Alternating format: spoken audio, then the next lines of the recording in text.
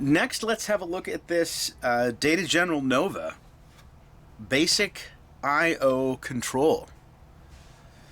This was a donation, a gift on loan, I'm not exactly sure, from Mr. Bruce Ray, and I want to thank him very graciously for providing this to me. It is not functioning, and he's let me know that with this sticky note here, and so I'm up for the challenge of diagnosing and repairing it and getting it to work as basically a dumb terminal adapter board for the Data General Nova. So let's have a look at the complexity of this whole thing, or as the case may be, the lack thereof complexity.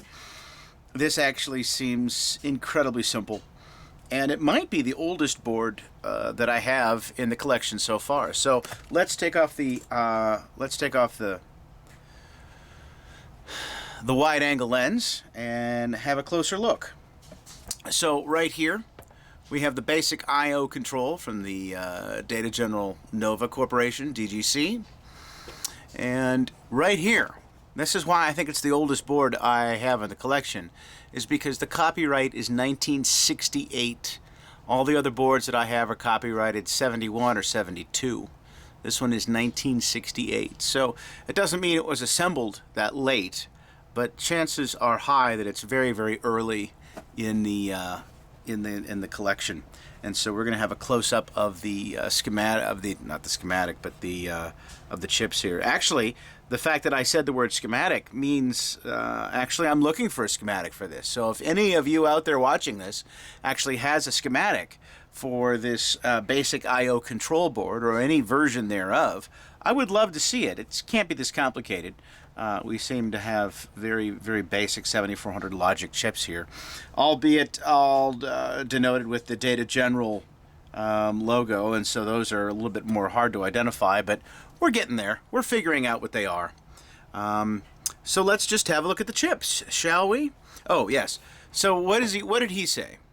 Bruce says the device select but no output, right? Device select but no output. So this is the problem, this is the error, I suppose, that it is giving. And so we will certainly dig deep into this and figure out exactly what's going on. So let's have a look at the chips here so that we can see exactly what all the chips are. Again, most of them are Data General Nova chips, and so the numbers aren't obvious. I think they use their own proprietary numbering system, but as my experience tells me, this is all 7400 logic stuff, and if we find the cross references, which we'll probably do very soon, we'll be able to identify all of these chips. We have some transistors here. Let's see if we can figure out exactly what those are. We'll do a little zoom in here. We'll see if we can read. There we go. We can read those numbers there. Gently bend this one up. Do the same there.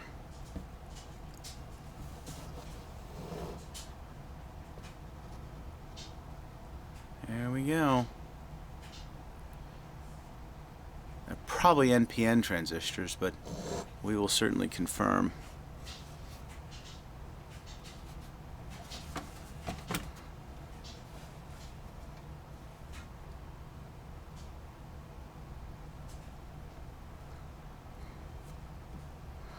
Very few chips on this, and these chips don't do that much. These ancient 7400 logic chips, they just don't do that much. So I imagine, what do we have, 16 kilohertz there? That's what it looks like. That is a pretty big crystal oscillator, but I'm sure it was very compact for the day.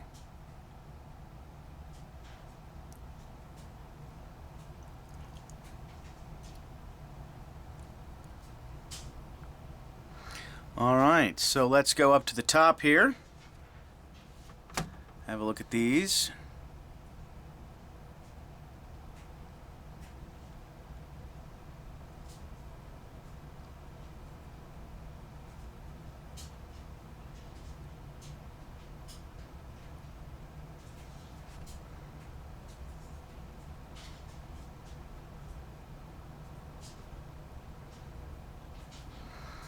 white band of circuit board lands that go to the back, which are for IC sockets that aren't connected to anything. Unused.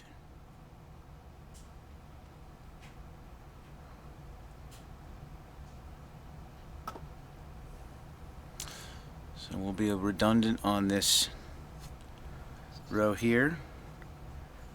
Excellent. Whole another board. 12.672 megahertz. Beautiful. The oscillator board. Awesome. See those jumpers in position there? Those are cool.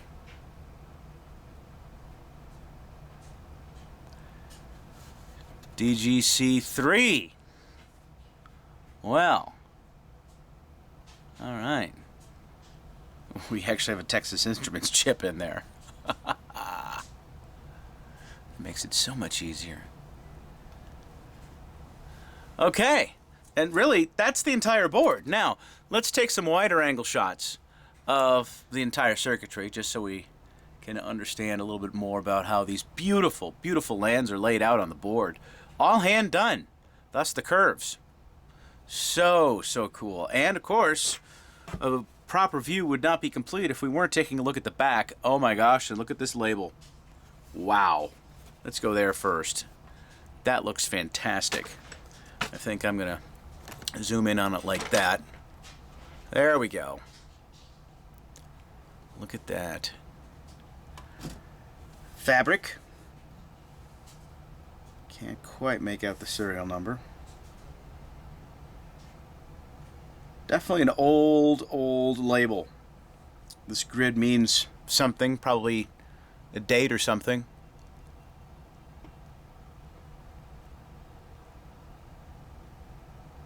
I don't know what that means. If anyone knows, please let me know what this grid is for. It doesn't... Initially, I thought it was a date, but, you know, look at these numbers. They don't exactly make sense there. Awesome. That is incredibly awesome. We'll widen out here a little bit and have a look more at the board as a whole. Here's that huge crystal oscillator on the back side. We have this little slot for it right here. That's kind of cool.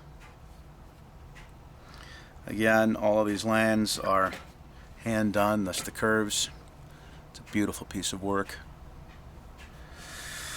Again, with the two-sided tape, of course, it's over 50 years old apparently, and it is beginning to crumble. I'm surprised that its level of decay is not more advanced than it is.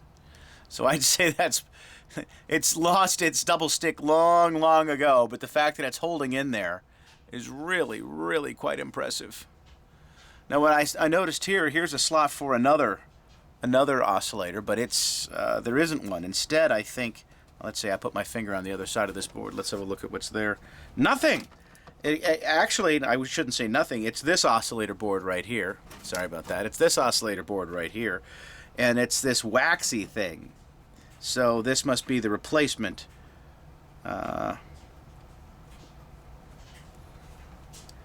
So, very cool. Take another look at these jumpers again, just to see what positions that they're in. Interesting, they're not in order. 4, 3, 2, 1, 8, 7, 6, 5, 12, 11, 10, 9. Wow. There's a reason for that order. I haven't learned what it is yet, but there's definitely a reason. Let's take a good look at that particular transistor right there. Good. Very good.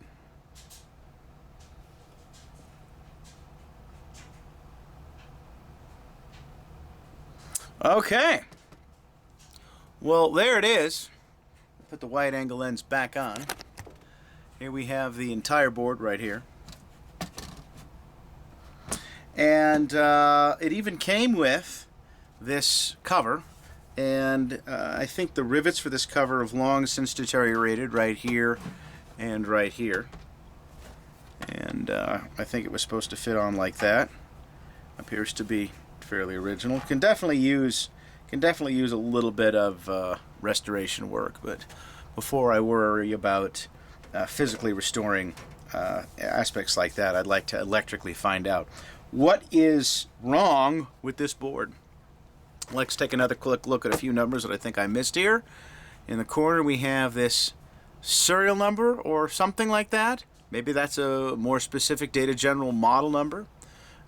In case it matters, we have this written on the spline right here on the what do you call this thing?